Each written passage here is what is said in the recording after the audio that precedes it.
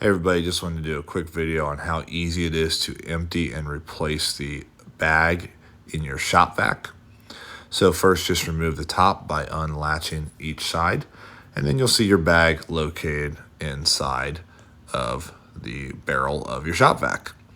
Go ahead and unscrew your hose, and then on the other side of where your hose screws in, you will see a little black piece or connector piece here that actually goes inside your bag. You just want to slide that out.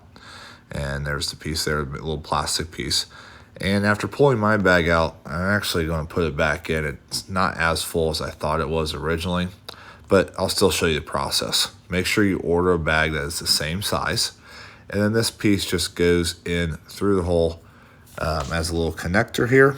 And you just slide this back in to place with when you put in a new bag. So it's just that easy. Make sure the bag's nice and separated. Make sure you slide this in so that way whenever you vacuum goes straight into the bag.